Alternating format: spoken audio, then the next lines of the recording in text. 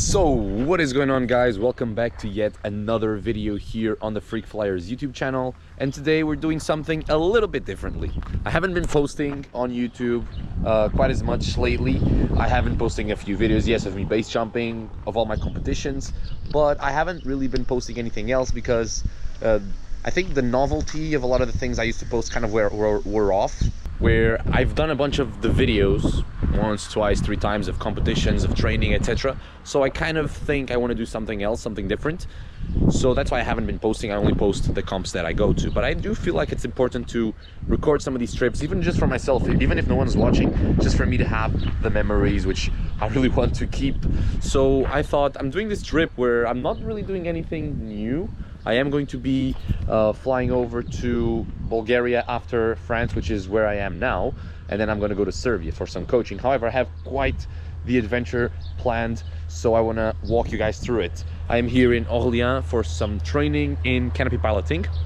As you guys know, I'm not the best at zone accuracy, but that's due to lack of training. So I'm here to try to invert that. I'm here to try to have a better performance in the next World Cup and next World Championships and whatnot in zone accuracy. So I came to train just that, and I'm here in beautiful Orléans, where I want to actually show you guys a little bit. You guys probably have seen it if you saw the vlogs from the World Championships a few years ago, but this is the training facilities here in France. As you guys can see, we have the camping grounds here is where I'm at now, and then the drop zone itself is here. I'm staying here a total of 3 days, and I'm going to be training during those 3 days exclusively zone accuracy, because the weather isn't going to be necessarily perfect.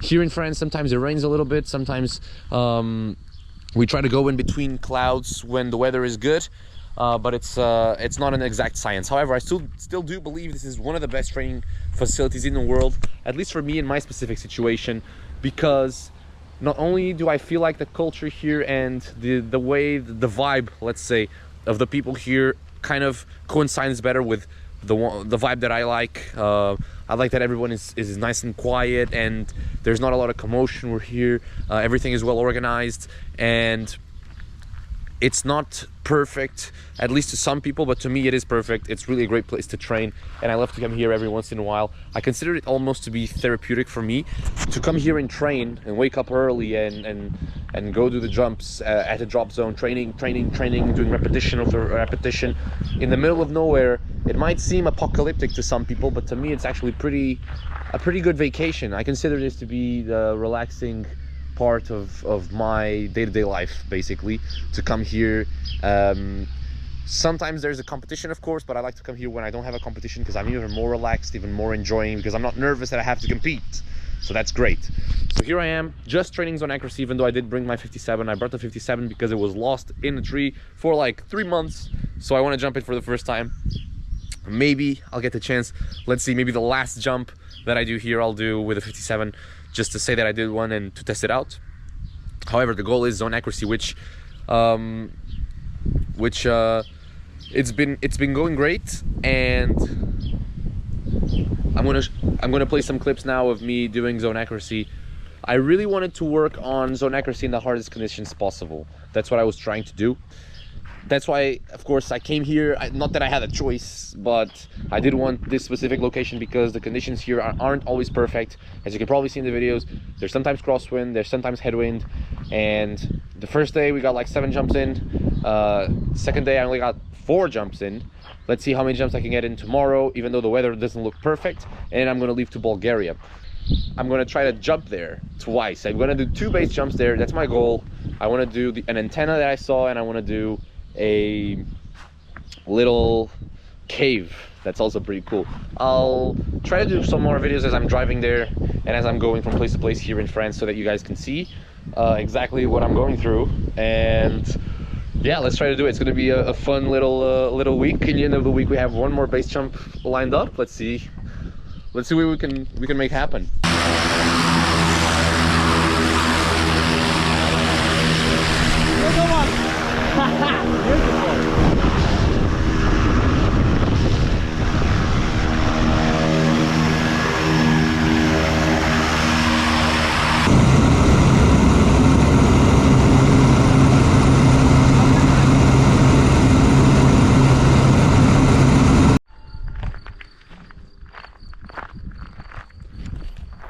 So after waiting for a few hours, and by a few I mean all morning and half of the afternoon, finally the clouds are looking a little bit higher, the winds are looking a little bit calmer.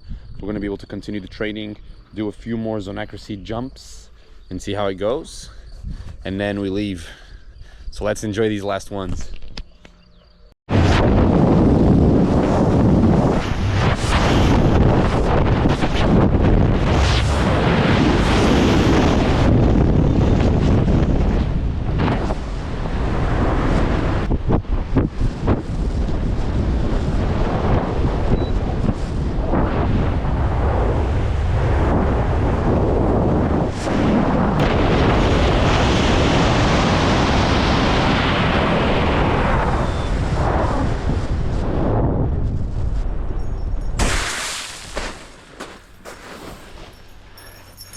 Alright guys, training is officially finished here in France. We still have some people coming through. Everything went perfect. Really did have a good chance to do a nice training of zone accuracy during these 3 days that I spent here. Awesome to use the mutant, of course, as always. That way I only have to carry one rig. We brought the 57, have the 57 there, but I didn't use it a single time here, and now I'm not gonna have time to use it. Now, I mean, I would, but I need to pack up the stuff because I have to go tomorrow early. Anyways, the training went really well. I did exactly what I wanted. I fought tight and I fought against conditions, which is what I wanted to train with this trip. So we can close that chapter for now. We'll be back in around 2 months to have the first competition of the year, and let's see how it goes. So right now I'm walking to the camping or to the mobile home, whatever. Got my bag and I'm gonna start packing my bags. And I remembered something curious that always happens. You know, the first time I traveled to compete by myself, I took a bunch of stuff. I took extra weights, I took an extra rig, I took a tent, mattresses, the whole 9 yards to be able to jump and to be comfortable the way I thought I was comfortable. I would also used to bring a lot of extra camera gear, a lot of cameras in general, but now I don't because it's really not necessary. And something I found funny is that skydiving gear is actually quite heavy compared to clothes and the things that people usually put in their suitcases for travel. So you end up filling the bag quite fast. And so because of that, I found myself, you know, preparing my bags. I put everything in the bags until I have everything I need, which now that I'm jumping only with a mutant and when I don't bring a base rig and when I don't bring the weights, the weight belt, it's actually pretty light. So I fill that up to, let's say, 26 kilograms, and the rest of the way I fill up with food, food that I can eat when I arrive, because sometimes if there's a delay, I'll be arriving in the drop zone super late. I won't have time to go buy any food. That way I'm always prepared. And because I have that extra weight in food, and I always know, you always buy something, you buy a pair of gloves if you lose something, or you buy a shirt, you buy this, you buy that. And because of that, I always end up finding myself bringing a little bit more stuff than I was bringing home more stuff than I brought to the drop zone. And the funny thing with all of that is, when I'm packing, I have so much space left, and I'm thinking when I'm returning, I'm gonna have all the space to fill out with stuff that I might need to bring. It ends up being super tight anyways. The bag always ends up being completely filled to the brim when I'm packing. I don't understand why things are more voluminous when I'm returning compared to going. Well, we're not returning yet, but we're definitely gonna probably return a little bit full. Now let's pack the bags, and I'll see you guys tomorrow when we start the trip to Bulgaria. So welcome back, everyone. I am in Bulgaria officially. It was quite the trip to get here, but we are here. We managed to make it here. I was planning to try to jump the antenna that they have here, that my buddy told me to go jump here if I arrived in time, but I didn't. It was quite a trip. If only I knew I would have been so early in the airport, I would have booked an earlier flight. What happened? I found out a new way to get to the airport that's a lot quicker and even cheaper. That saved me about 1 hour, okay? So that means I arrived 1 hour than I was predicting to arrive. When I went to check out my departure time from Orléans, I opened my phone real quick and I wanted to text the taxi driver that I made friends with just to ask him if he could drive me or not. And he said, yeah, no problem. He didn't reply, sorry. So I was waiting until late to actually get an answer. When I saw that he didn't answer to me, I thought I'm gonna have to go public transportation, something like that, or I'm gonna have to find another way to go. So I checked the flight times and it said it was at 1:30, and I thought, man, that's early. I'm gonna have to wake up early, but whatever, because I'm going by train. It's quite far. I mean, it's not super far, but it's far enough where you need to take a lot of time into consideration. So I thought I need to be at the airport. If my flight is at 1:30, I need to be there at midday. So I got to the airport at around 11 because I saved a bunch of time. When it comes to find out, 13:35, so 1:35 is the time that the bag drop opens. So I don't know why ChatGPT put on my calendar the times. It didn't put incorrectly. It just assumed I was going to you know, be occupied a lot longer than I was, and it filled out a big space from 1:35 to the 12:20 to 19:20, which is the time that the bag drop closes. My mom, when I talked to her, she even said, hey, why are you going so early? Like, how long is the flight? The flight isn't that long, apparently. Whatever.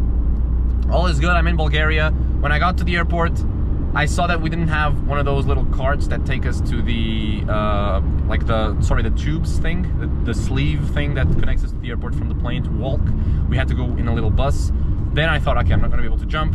But then the bag drop was quite fast, and my bag was one of the first ones. So I was like, maybe I'll be able to jump.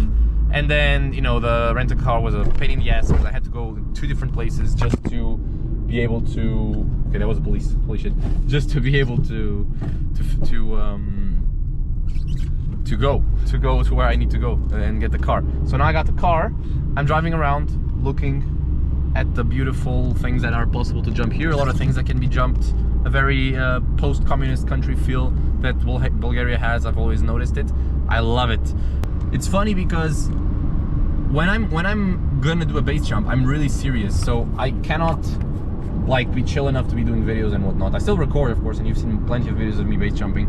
It's just that, I don't know, I don't feel super comfortable doing a lot of videos and talking to the camera while I'm base jumping, so I end up not doing a lot of videos of the climb. But afterwards, a lot of the videos that you guys have seen of like B-roll of me going to base jumps, a lot of the times I go there the next day if I have time, or I go there later if it's a chill jump, just to record stuff of me climbing. I've done this a few times actually, to get footage, because I really just want to be concentrated on the jump. I'm going to show you guys a little bit of the thought process behind such a simple jump, because it really is simple. There's no security according to the local that I talked to, and it should be smooth sailing, but still, we're going to check it out, laser it, plan the jump so that when we arrive it's super easy to do. So let's do it. I'm here in the hotel, and not only is it super cool, yeah, but we have Nicolas Cage right here. Nick Cage in a fucking Nicolas Cage. Yeah, boy. One thing I'm 100% you've done as a base jumper is packing inside of a hotel. Every single base jumper has done this. It's sometimes really necessary. And we're jumping the caves tomorrow, and I want to take the OSP well packed. Yeah.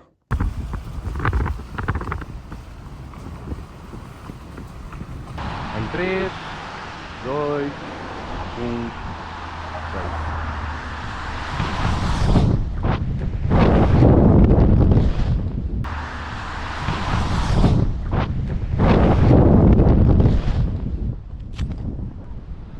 Bridle wrap on the arm. That was cool.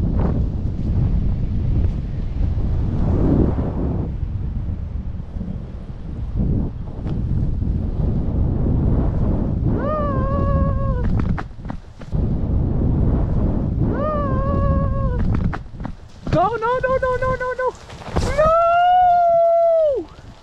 Motherfucker. I just had to hit the canopy on the fucking thing.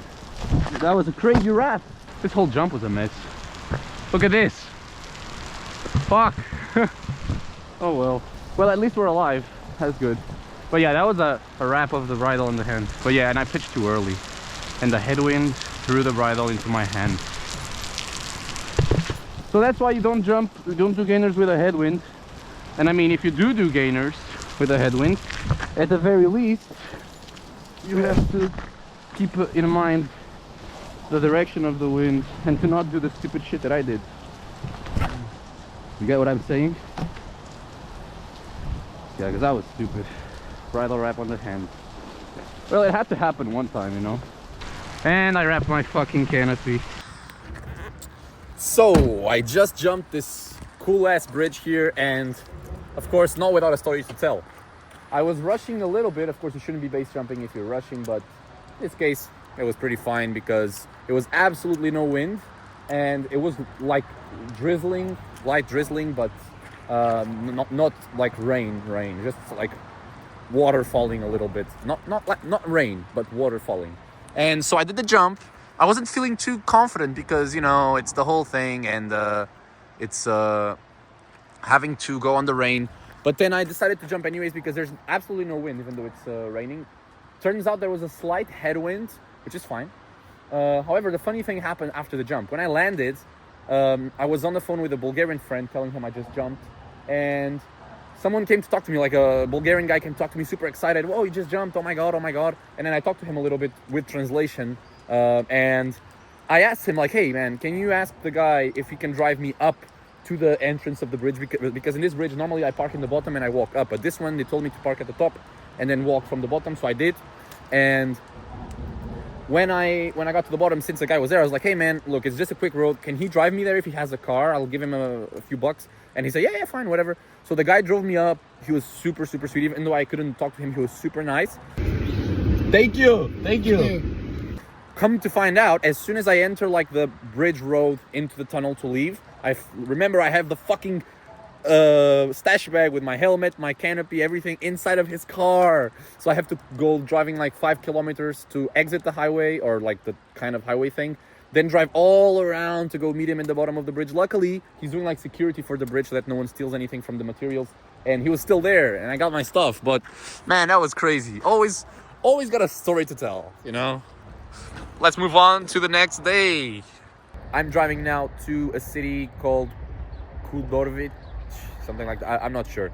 And there I have some caves that I want to jump. So that's what we're going to do now. I just lowered myself to this beautiful view just to see, because it looked really nice. And yeah, I don't think it's going to be easy to leave, but I'm going to try my best to not destroy the car. Let's do it. So, as requested by a few friends of mine, I'm actually going to talk about a situation where I don't jump, because I feel like it's important to demonstrate to people that sometimes we just don't jump, even though everything seems to be perfect. Let's have a look. So, this is a jump that my friend recommended. Shout out to Ivu, amazing Bulgarian friend that recommended this jump. And you basically run off the roof of that, clear this ledge here, not that big, and then it's overhung all the way down. And supposedly you were landing there, see? Now, normally when the river is low tide, there's even more space to land. Let me see if I can put it right here.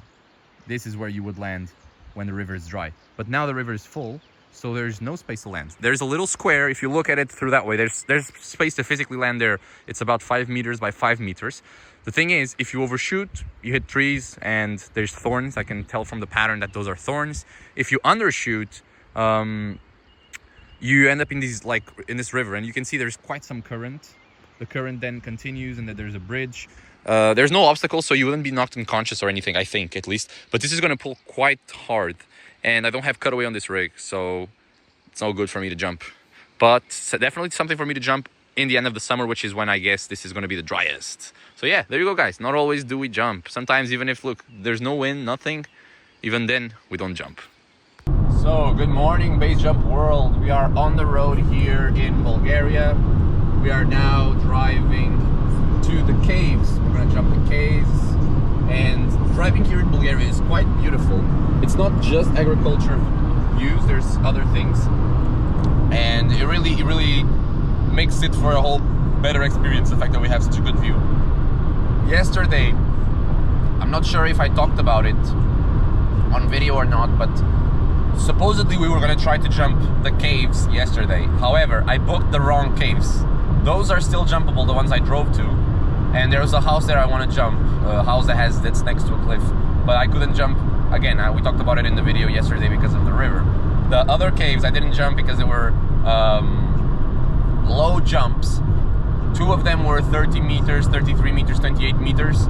The other one was 39, but it was a backflip static line. So you were blind to the landing. There was a little bit of wind inside of the cave. So, I mean, it wasn't enough to not make you want to jump. Like, it wasn't enough to put the jump in risk. It would even be good to have a nice stand-up landing. It's just that it was katabatic air, which means the air is going down because it's getting cold for the evening, and it's also almost nighttime, sunset, so it's not good for such a low static line. A low static line, you want rising air to help you. You want everything to be aligned in your way, basically. So I had to not do it, but no problem, because I got to check out a bunch of exits there that I might do next time I'm here, which is really cool, especially the house exit. The house exit is absolutely sick, and I really want to do that jump in the summer when the river is lower. So here we are 1 hour away, exactly 1 hour away from the caves, and yeah, I'm gonna try to film everything so you guys can see. There is one thing that usually happens to me, and it's why I've never done like proper vlogs and videos about my base jumping especially, is because I don't know, I feel nervous recording before a jump. Knock on wood, I don't wanna be recording now before a jump and then something happens, but it's basically because I feel like all of my energy should be devoted into the jump and nothing to the like, imagine it doesn't take any effort to hold a camera up and talk to it a little bit like I'm doing here now, especially since I'm driving. I'm alone, so it's not like I would otherwise be speaking to someone, but I do feel like speaking to someone about the jumps helps me think about it better. I still think about it a lot, especially if it's a jump that I have to climb or that I have to walk a long way, because I'm thinking about every single factor as I'm walking because I'm nervous. But I kind of told myself, hey, if you're wasting energy and time setting up cameras and getting nice angles and whatnot, then yeah, I guess you can use that time to pay more attention to the jump. But if I'm talking to the camera about the jump and I'm going through all my worries, I might even find something by bringing the words out loud. I might find a little problem with my setup. So I'm gonna try to talk a little bit about the jump while I'm setting up and while I'm getting there. But again, we'll see how it goes, especially because it's such a beautiful jump. And like I said, I don't really pay attention to the videos that much when I'm jumping, that is. And I press the button on the GoPro and I think to myself, okay, this is the minimum amount of effort that it requires me to have a video. Like, it's just pressing the button. Of course the camera beeps, makes beep, beep, beep, you know, and I hear that it's recording. Last time I jumped in the bridge, I thought like for a second that I only heard one beep when the camera turned on, and I'm supposed to hear 2 because it's the GoPro 360 and the GoPro normal, but I only heard 1. But you know, I wasn't set up or anything. I was still in the bridge, not positioned to jump. But I still, like, my brain is just focused on getting down safely. I cannot override it to fix a GoPro that wasn't recording, so I just went without the video. But this time I really want to have the video because it's a really cool jump. So that's what I'm gonna try to do now. Even though I would like to do it again on the rollover. I would love to do a rollover off of there. But now I'm packed because I don't like to jump unpacked. It's not really my thing. I just think it would feel really cool to roll over into that cave. But yeah, we're on the way. We'll see what we can do when we get there, if the positioning is easy or not. And yeah, let's do it. So here we are. We just arrived at the cave. I'm here getting some coins. It costs like €1 to get in, I think. So I need some coins. And yeah, beautiful. There's no one here. Let's do it. All right, so we made it to the cave. I am now walking up. Instead of going inside of the cave, I'm walking up to it to go to the top. I'm not 100% sure the way, but it does seem to have like a walking path here. I'm not sure it's normal that people go on top of the cave, and you know, base jumpers only come here not so often, you know, so it's not super obvious the way. But I guess in this sort of object, you just walk up. There's a lot of wet grass here, so we're definitely gonna have to position ourselves as good as we can while still being safe. And I bought a lot of rope to be my anchor. Hopefully I have enough and we find a good anchor. Or actually the guys told me they might have an anchor there, so that's pretty cool.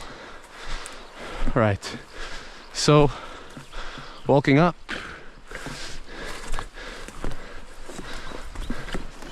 Definitely, whoa, challenge. See how this is slippery?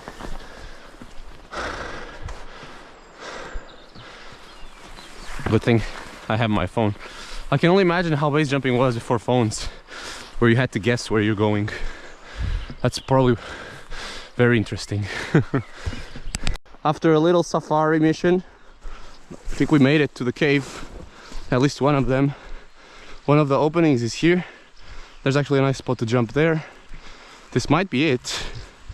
There's no wind, I can see the things falling. Yeah, this is definitely it. A little bit of a dark jump. Fuck. This is beautiful. Yeah, definitely it's there, because you can see like there's like a platform almost that you can jump from. Just a hole in the ground, man. Holy shit. Be careful not to fall in. Whoa. But see, I think here is not as good to jump. First because it's smaller, the opening, and I think you would hit the other part. Let me see if they have an anchor here or something, because he told me there's an anchor. And let's see, what about the edge? Yeah, I think the one that we jump is the other one. I'm still gonna laser it here just out of curiosity. Here is 53. So here, I mean, if you could run, you could theoretically free fall this, since it's so high. But the other one that is jumpable more safely, I think is 45. So let's go have a look at it. Okay guys, so here's the jump. I just found it. It's right here. And we're gonna laser it now. It's probably gonna be 50 or 40 something meters high. Let's go. Try to measure the impact. 46 meters. It's a nice jump, a chill jump, and yeah, let's get ready to do it. All right, so I just went around to the other side to check the exit and if there's a better exit. This is the best place to exit here. Just gotta do a little bit of push, and there's nothing to hit, and I'm gonna attach a static line to this tree. So let's do it now. I think this rope is enough. We are going to attach it to this here tree. Should be enough. And now we have to be careful with rocks. If rocks are not gonna cut our static line, we are just gonna need something to extend it, which luckily I have right here in my pocket, and it's a different material rope as well. And I also have the Kevlar rope if we really need to, just to make sure we have extra strong rope when we jump. Okay, now we're gonna get the rig ready now that we've done the static line. All right guys, we are geared up, ready to go. Just need to tie the static line and go. We're gonna do a static line here, and I want to show you guys how I do it, sort of. First things first, I had an old sock because of this jump having rocks and whatnot. I have an old sock here that I had a hole in it. I'm gonna pass the sock inside of the folded bridle. This is gonna be my protection for my static rope. I'm gonna do a figure of 8 knot right here. Okay, tighten it up, and now while keeping the sock there, I'm gonna grab the anchor. I like to grab it from the base almost to make sure I can see where it's going. I need a little bit of brake cord, which I have here in my pocket.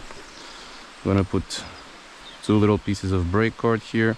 Okay, 1, 2. This is called the surgeon's knot. If you're a base jumper, you've done it a few times for sure. And I just, because I cut it big, I like to do the excess, knots on the excess. And then we have the backup, which some people do just a simple knot. I like to do a normal knot, just like the previous one. So we check everything, we make sure we have one tight knot and one loose knot. Even though we have the static line protector, it's good to check, pull on it. It shouldn't break with hand force, so you can pull on it, no problem. This actually sock here got stuck, got too big, the hole, so it passed through. In this situation, when this happens, you have to hold it basically yourself there. And now we're gonna do folds, and we're gonna manage this here pilot chute just like so, keeping everything nice and clear. Okay, all right, we check one more time, everything is clear, everything is ready. We're gonna go right here. Let me just check these rocks here that they don't cut the static line. All right, I'm here managing, and we have to do a little push from there. So here we are ready to jump any second now, in case we slip. Okay, all right, chest strap, leg straps, all good. Checking this one more time to make sure it's all good. Ok. Em 3, 2, 1, base.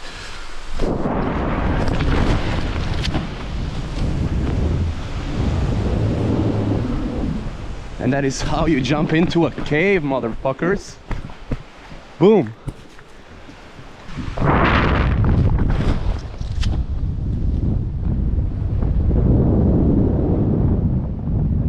You jump into a cave, motherfuckers. Oh yeah, boy. That is how you do it. Woo. Oh yeah. So here we are, guys. We are now in Serbia. Here's the shirt that they gave me. We are walking now to the landing area, which is right there, and we are doing a canopy course. We're doing a canopy course here for I think almost 20 people. It's 8 students, because I told them to divide the group. I didn't want to teach like 12 people at the same time. So we divided the group. It's 8 plus 8, I think. And no one is like super high level, so it's just teaching people how to have better technique on their landings and improve. And that's what I want to teach people, how to improve. So that's what we're doing now. We're walking to the landing area. They have here a tree that creates a nice shade for me. The plane that they're going to use is already on the runway, and I just need to chill here in the poof, a little seating thing, and then see my students. They do really good. They're nice and safe flyers. So this is the life, man. This is the life. So here we are in Serbia, and I found a chimney. I'm gonna see if I can jump from it. Mitzo is gonna give me a ride because we are stopped. We had military operation, so we're gonna try to jump it. Let's see if it's possible or not. Gonna pack the rig real quick, and we have a break, military break. So my beautiful students told me they can take me there for this 2-hour break for us to do a nice and fun jump. Let's go. Watch out.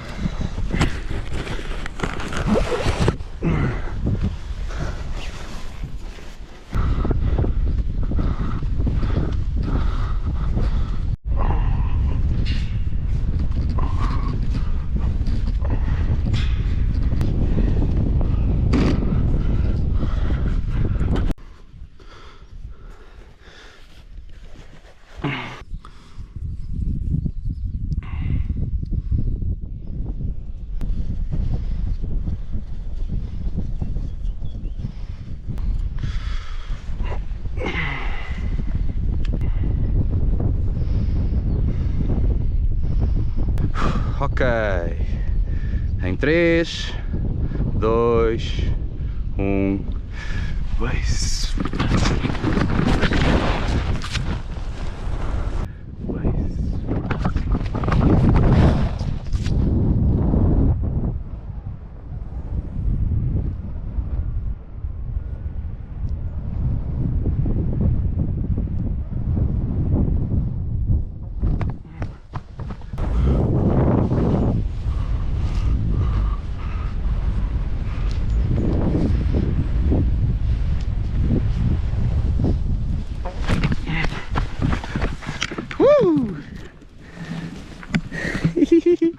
Did you see where I jumped? No. I jumped in between the hole, you saw. Okay, give me 5, bro. Thank you. Be careful, this doesn't open my parachute, okay? Like, just follow my back, that this doesn't pull. Okay.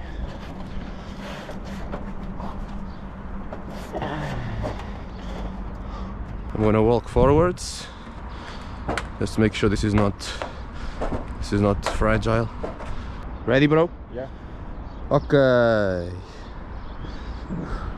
Em 3, 2, 1, base.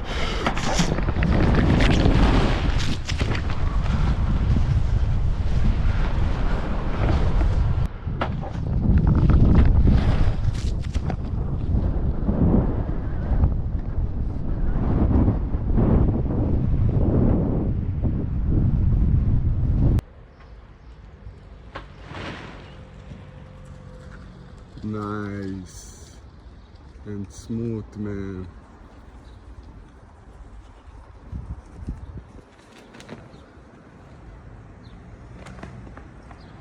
Nice.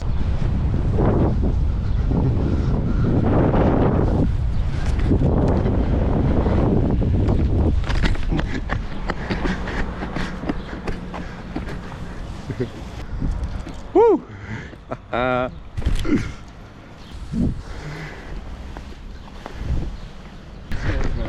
Crazy. Let's go. Go.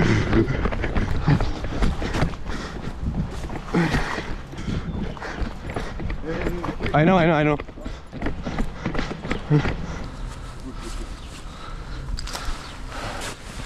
So crazy, bro.